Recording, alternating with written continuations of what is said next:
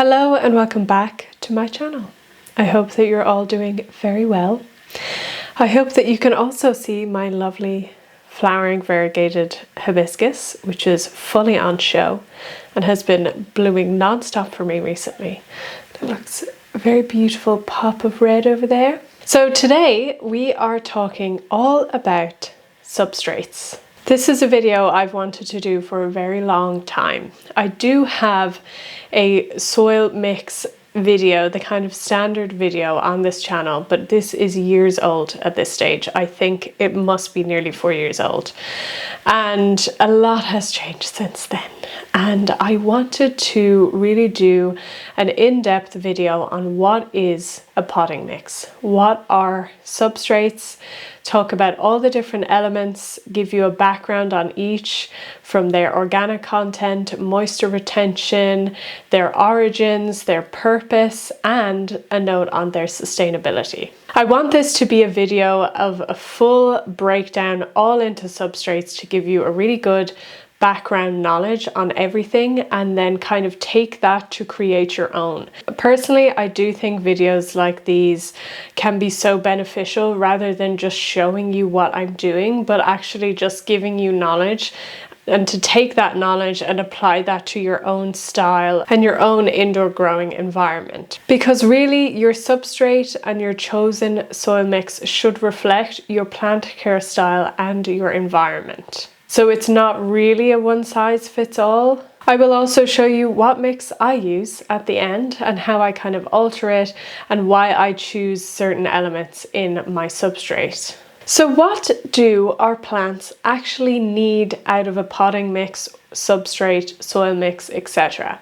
They need moisture retention, they need texture, they need oxygen, as in kind of air pockets within the soil that provide oxygen to the roots and don't get them kind of waterlogged. They need drainage and they need organic content or nutrients from this soil mix, because our roots, if you've watched some of my plant basics series, you should know at this stage that roots really take up the water, they take up the nutrients for the plant, they anchor the plant, they are a huge life source for the plant and a really important part. So the roots are underneath the soil, and so what we put them in is very, very important to the health of your plant. So when you're approaching your soil mix and you're having a look at everything, what do you actually need to consider? Firstly, you need to consider your indoor growing environment. You need to consider your airflow, your light levels, and your humidity within that environment.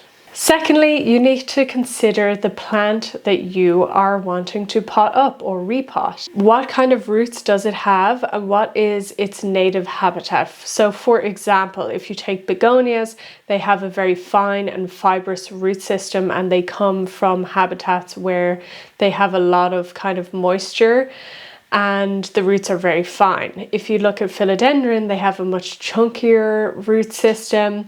Yes, they are from humid habitats, but their roots are can search for water much more deeply, etc., etc. Just have a little think about what plant you're actually potting up.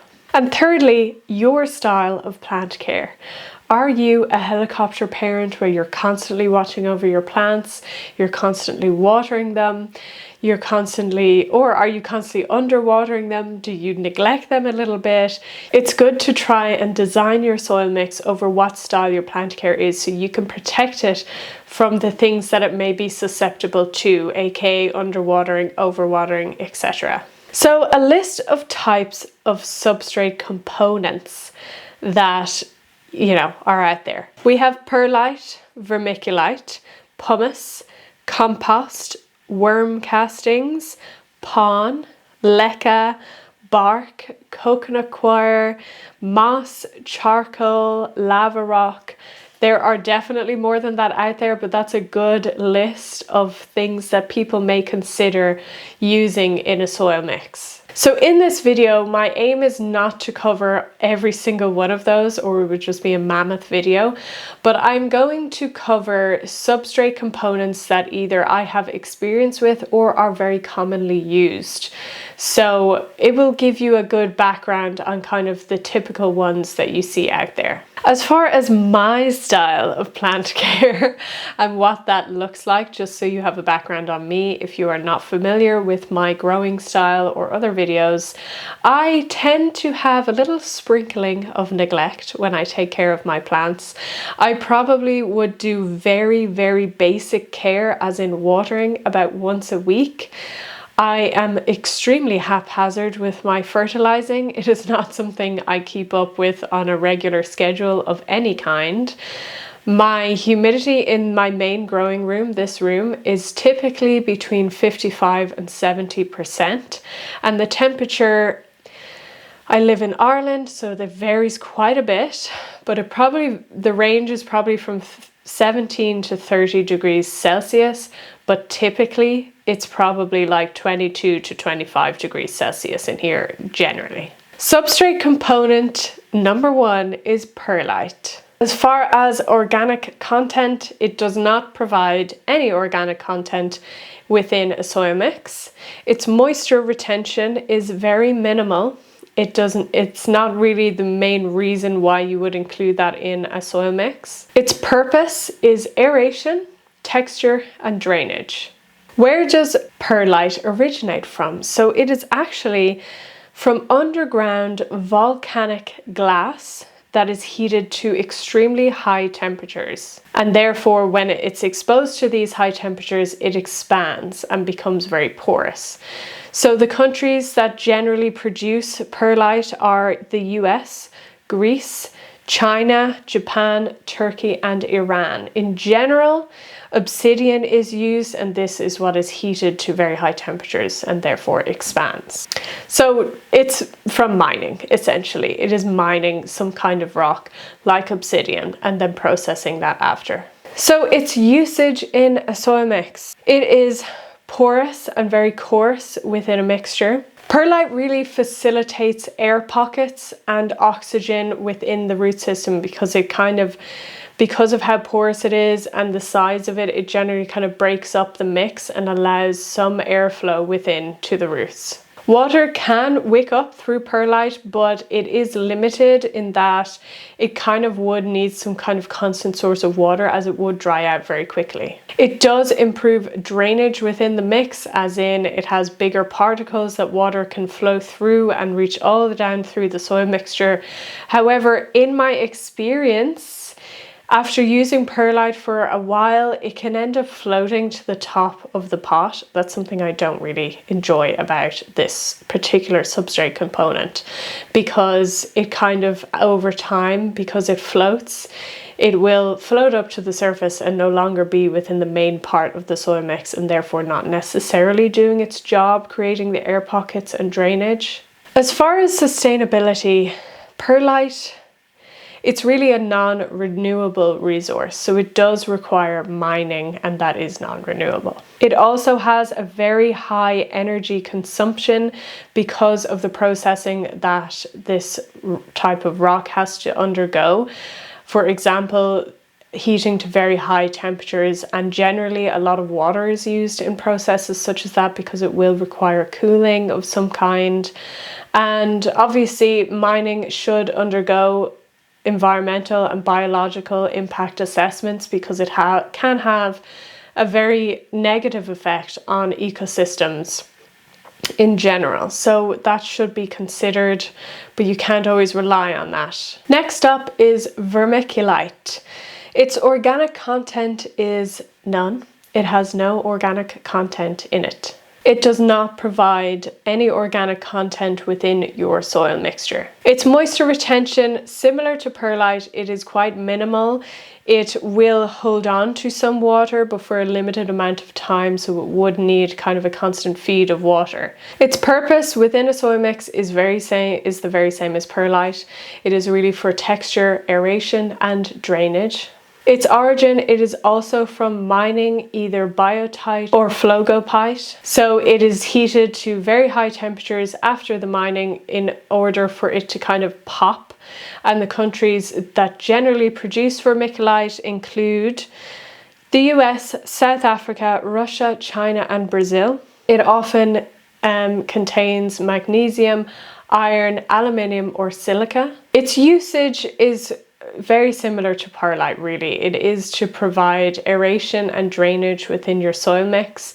If you look at it closely, sometimes you can see a bit of a shine in it, and those are all those minerals I spoke about. But this is not really bioavailable to the plant either. Personally, I find that it doesn't migrate to the top of the pot over time as easily as perlite does, so it is generally something that I would choose over perlite. I don't really use perlite at all anymore. I would tend to use vermiculite for that reason. However, it is a bit less chunky than perlite, if you know what I mean. The particle sizes are generally a bit smaller, so you may need more of it, or it's just less effective as far as providing that texture and bigger air pockets. Sustainability wise, very similar to perlite. It is non-renewable. It does require mining to be produced, and the processes that is applied to the output of this mining is of a very high energy consumption, and so this has issues attached to it.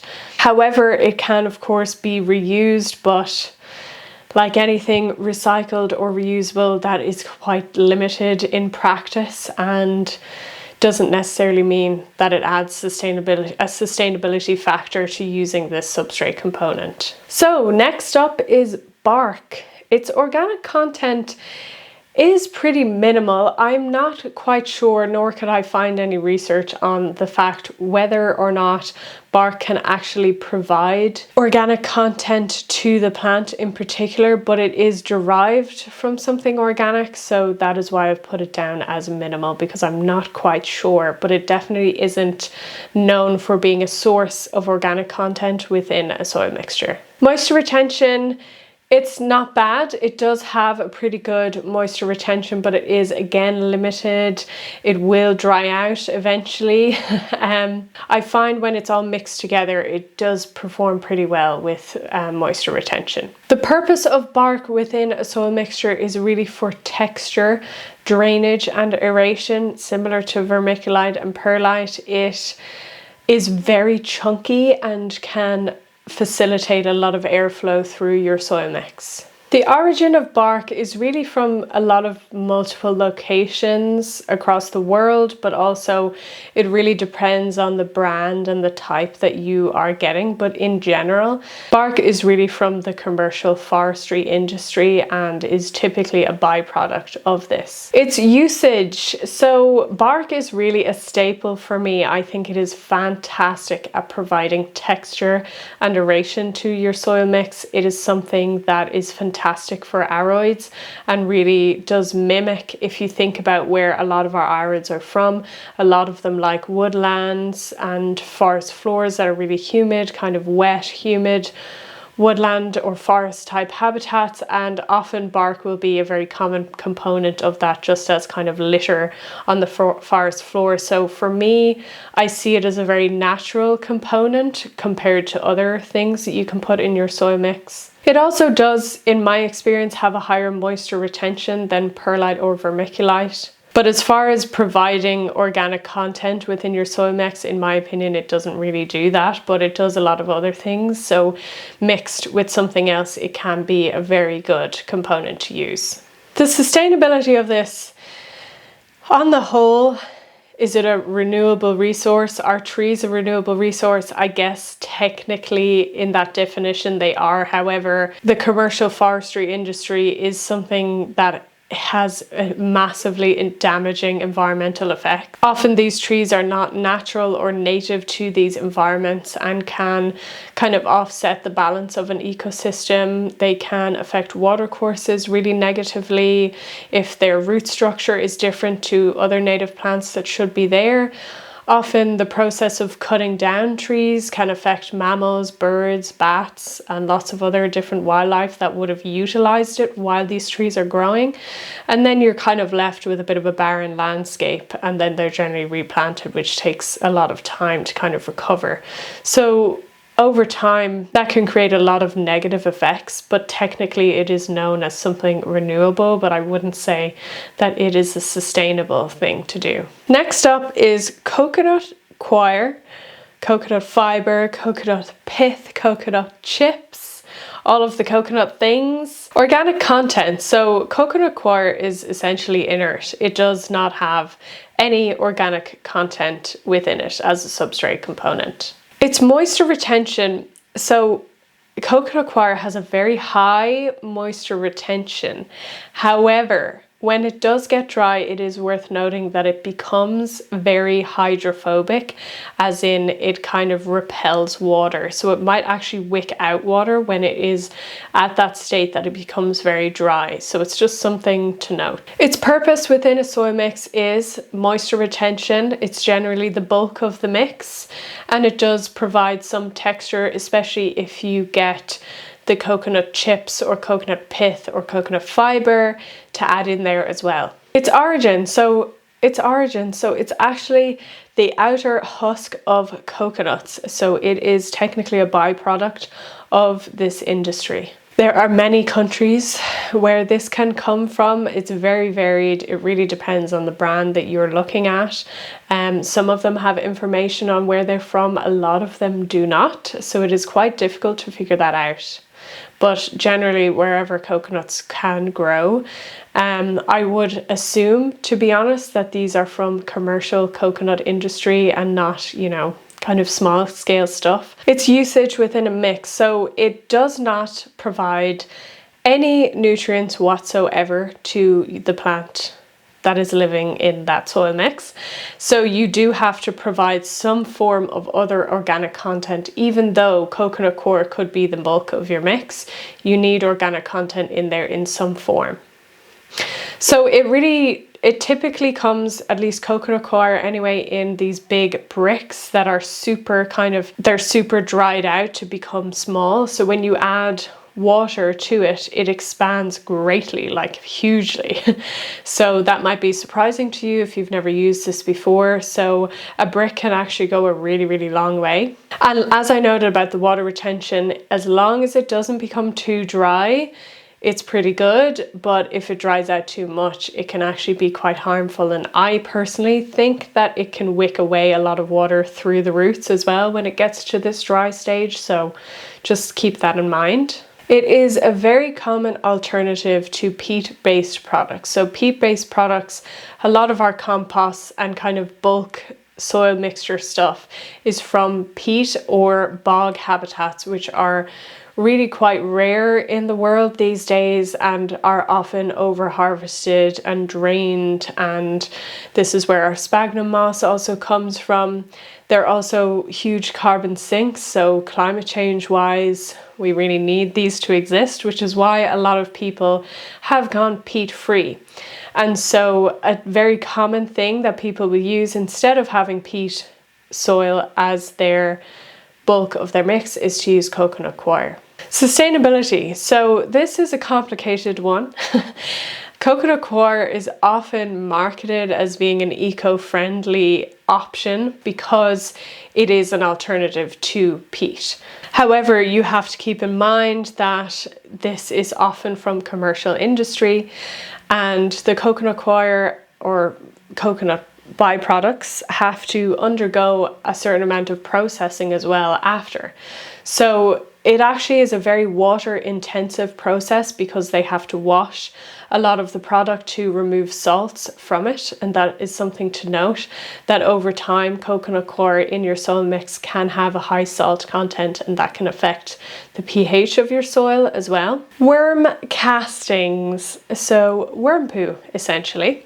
Organic content, very, very high. very high. It is fantastic as an organic content component within your substrate or soil mix. It provides all the primary nutrients that your plants need: nitrogen, phosphorus and potassium, so your NPK. It also provides secondary nutrients like magnesium, calcium and sulfur. It is also known to be very good at disease prevention as a soil mix, so disease prevention generally under the soil in the root system. Its moisture retention is also very, very high, so it is fantastic for that reason. Its purpose within the soil mix is generally moisture retention, or as the bulk component of your mix. So in a similar way to coconut coir, most of your mix will either be this or coconut coir or something similar. Its origin, so it is worm poo-poo. So it is after your worms have digested and gone through all of your food or detritus, leaves, all of that good stuff that worms fantastically process from us, all on their own. So it is harvested from worm farms. Again, of course, it depends on the brand, where it is from, where it is farmed from, but I assume that many countries do this. I know that Ireland have some local ones as well, which are fantastic. Its usage within a soil mix. Worm castings are very dense and very high in nutrients for your plants. It is also a very natural thing for your plants to get, in a similar way to the bark, like worms exist in the world. So worms are always processing detritus and other organic content that are on the ground. My words are not doing well for me today, but they are constantly processing all of that and aerating our soil. So for our plants to have worm castings in their soil mixture is very, very natural, and it's a very bioavailable way to provide nutrients to your plant. Personally, it's probably my favorite component of all, and it's something I use in every single one of my mixes. It is what I use as my organic and nutrient content for my plants. As I noted earlier, I'm not very good at fertilizing, so I rely on worm castings for that as a very slow release fertilizer, and I will top them up every year. Sustainability. It is actually very sustainable, which is fantastic. Worms are great for soil health. They break down our wastes, so organic waste and food. They can be in compost bins, they can be in worm bins, and because it is kind of the output of all of that, the worm castings left over, it is something it's a very natural process. Obviously as well, it can be a fantastic replacement for chemical fertilizers, which, you know, even though we're indoors, guys, always think about where your water goes, because if you are using chemicals in your house, whether that's in your plant care zone or in your cleaning or anything, they are going down a drain and they are ending up somewhere. So it depends where your country is dealing with that stuff, but often it is rivers, it is the sea, it is the groundwater, and this always ends up somewhere in the environment. So keep that in mind. So worm castings, being a very good and natural alternative to that, will not harm the environment once it leaves your house. It also does not require any chemicals or any additional processing to it after the worms have done their business, so it is a very natural thing. So next up is LECA, or lightweight expanded clay aggregate. Organic content, it is actually inert, so it does not provide any organic content. Moisture retention, it's minimal. It is a very porous component. It will retain moisture to a certain extent, but it really does require kind of a constant input of water to kind of keep it wet, if you know what I mean. Its purpose within a soil mix, generally aeration or texture, but it is really commonly used as the sole component. So a lot of people who grow in semi-hydro will use LECA as the only thing that they grow their plants in. A lot of you may know this, but some of you may not. So it is often used as that, but it can also be used within a soil mix to provide aeration in a different way. Its origin, so it is essentially clay extraction or soil. It was first done in 1917 in Kansas City. and it is produced from abundant clay in production facilities. So the clay, when it is extracted, is subject to a pre-treatment in a kiln, and it's heated to very high temperatures of up to 1150 degrees C. So if some of you don't understand Celsius in some way, you can try to convert that to Fahrenheit, but in general, my room is around 22 to 25 degrees C, so quite a hell of a lot more than that. It then kind of transforms itself into various sizes through this high heating process, and it generally has a hard ceramic shell and then a very porous inside. It is an extremely energy intensive process to create LECA, and you generally would create about 5 meters cubed from 1 meters cubed of clay.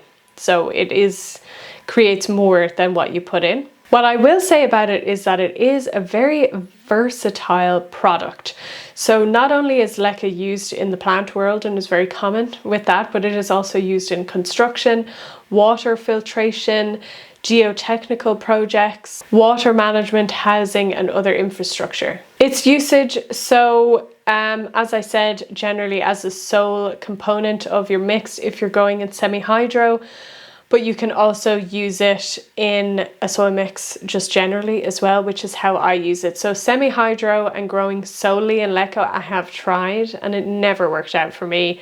It just doesn't suit my plant care style, and that's okay. But I do use it sometimes if I have it around to kind of add a bit of texture and aeration into a soil mix with other things. So its sustainability, it is less energy intensive than other aggregates, but it's still a very high energy intensive process to create it. But also remember, it's from clay, it's from soil, and that has to be extracted, which can result in environmental effects such as the destruction of habitats, offsetting the balance of ecosystems, taking away soil from real plants, which is very ironic. Its disposal after use is also very difficult because it is such a durable product and it doesn't break down over time, which is a reason why people love it for their plants. But honestly, what do you do with it after? There's nothing. If you put it in a compost or anything, it will not break down, it will stay there. It also requires a lot of water for cooling after the high temperature process. Up next is charcoal. Its organic content, as far as bioavailability to your plants, is probably very minimal, but it does provide something else in that it kind of absorbs toxins that could be in the soil. Moisture retention, I would probably give it a medium. It does hold on to water, but it is very porous, so its retention time is probably quite low. Its purpose in a soil mix is generally for soil health, but also texture and aeration to a certain degree, and water filtration, so it does actually filter the water that you're putting into your plants as well. Its origin, so charcoal is essentially from burning of wood and or other organic materials. It is then subject to pyrolysis, where it is heated to about 400 degrees Celsius, so a bit lower of a temperature, probably half the temperature that is required for LECA and things like that. But it also has to be in an oxygen-starved environment. On top of that, it also then undergoes supracarbonization, where it is heated again to up to 1000 degrees Celsius. To purify it, it must be washed through with chlorine to get all of the minerals out from it. And then the chlorine can be burned within it to remove hydrogen as well. So quite a lot of things going on there to actually produce it. Even though it sounds quite straightforward, the products that you're normally getting are processed and treated to a very high degree. Its usage within a soil mix. So personally, I love charcoal in a soil mix. I think it does really provide a lot to the soil health. However, it can be quite expensive, especially, obviously you can buy like charcoal for your grill or something, which is generally the cheapest way to do it. But a lot of the time these particles are quite big and they don't really suit going into a soil mix. So you can smash them and make them smaller, but it's a bit of a tricky and quite a messy process to do. So in order to get it in smaller particles, that's when the price seems to go up quite a bit, especially when it comes to gardening and plant care, which is, I'm not really sure why that is. So because of that, I don't use it a lot in my plant care hobby. But I would like to use it more. It is really just the cost factor for me. I do think it helps with diseases, especially root rot in particular. So it is beneficial, but can be pricey. Sustainability wise, although I guess charcoal can be a natural product, as I said, it's usually processed to a very high degree, but it is also generally created commercially through commercial forestry plantations. And as I've noted before, this can really compromise biodiversity as an industry, and often contains like monocultures of trees, as in only planting the one species of tree in a huge area, can kind of affect genetic diversity and biodiversity. However, charcoal can also be made from alternative raw materials such as nutshells and sawdust and things like that. So in that kind of way, if the charcoal is produced from byproducts, it could be a little bit better and more sustainable. But again, it's kind of tricky and depends where you're getting it from and what the brand's kind of values are.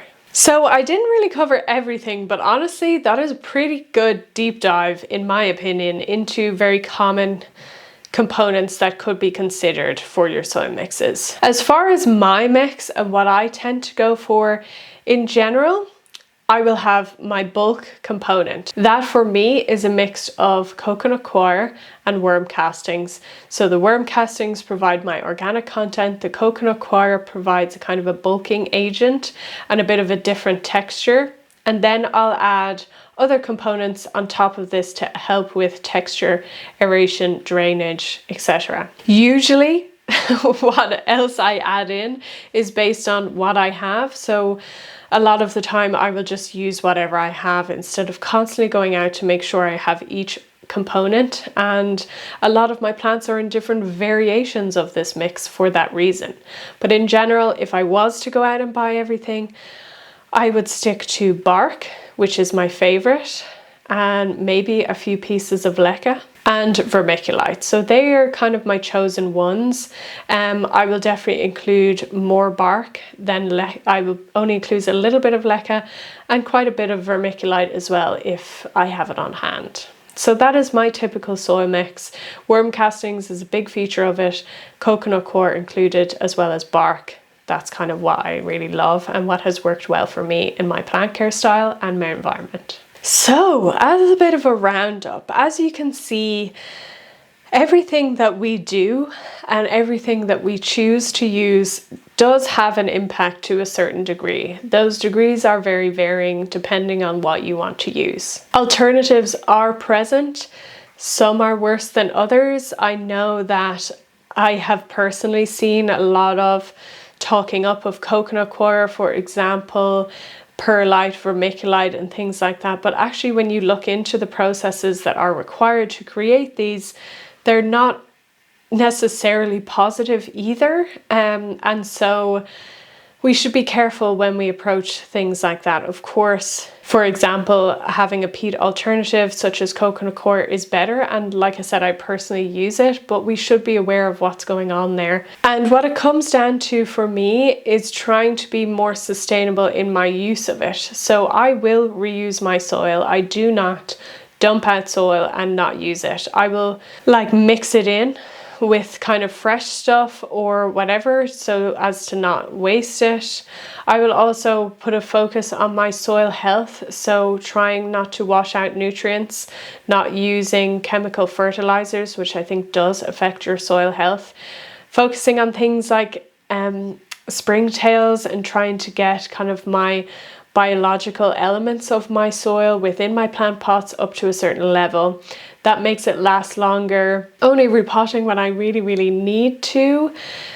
Doing things like topping up worm castings every year is a great way to kind of re-inject some organic content into a somewhat old soil mix instead of just throwing away and restarting. I also think, as a side note, that helps your plants to kind of acclimatize. Like if you're throwing away, so if your plant and its root system have gotten used to a certain soil mix, and then you totally throw that away 100%, wash off the roots, and then put it into a totally new soil mix, that's going to kind of upset the balance a little bit and may take your plants some time to readjust. Even if it is the exact same soil components, it will be different over time. Obviously, the plant industry is not green. Can I just repeat that? The plant industry is not green. The plant care hobby is not something that is, you know, a very kind of environmentally friendly thing to do. Having this many plants is not something that hasn't harmed the environment in some way. In a lot of ways, a lot of what we do is like that in our general lives, you know.